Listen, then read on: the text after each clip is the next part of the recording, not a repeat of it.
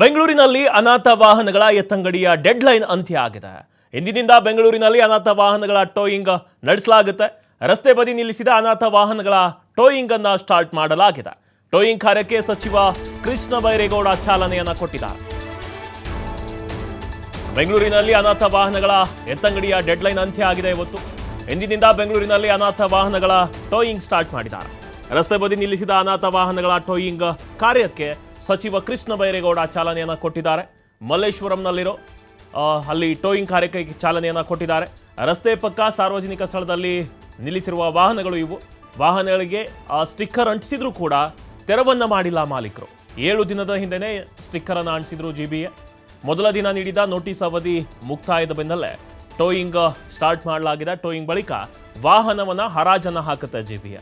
ಮೊದಲೇ ಎಚ್ಚರಿಕೆಯನ್ನ ಕೊಟ್ಟಿದ್ರು. ಅದಕ್ಕೆ ಆ ಒಂದು ವಾಹನಗಳ ಮಾಲೀಕರ ಗಮನಕ್ಕೆ ತರಲು 7 ದಿನಗಳ ಹಿಂದೆಯೇ ಸ್ಟಿಕ್ಕರ್ ಅನ್ನು ಕೂಡ ಅಂಟಿಸಲಾಗಿತ್ತು. ಸ್ಟಿಕ್ಕರ್ ಅನ್ನು ಅಂಟಿಸಿದ್ರೂ ಕೂಡ ತೆರವನ್ನ ಮಾಡಿಲ್ಲ ಮಾಲೀಕರು. ಸೊ ಇದೀಗ ಜಿಬಿಎ ಆಬ್ವಿಯಸ್ಲಿ ಅವರ ಕೆಲಸವನ್ನ ಮಾಡ್ತಾರೆ. ಆಲ್ರೆಡಿ ನೋಟಿಸ್ ಅವಧಿ ಮುಕ್ತಾಯ ಆಗಿದೆ. ಟೋಯಿಂಗ್ ಮಾಡ್ತಾರೆ. ಟೋಯಿಂಗ್ ಆದಮೇಲೆ ವಾಹನವನ್ನ ಹರಾಜು ಕೂಡ ಮಾಡ್ತೀವಿ ಅಂತ ಹೇಳಿದ್ರು ಜಿಬಿಎ.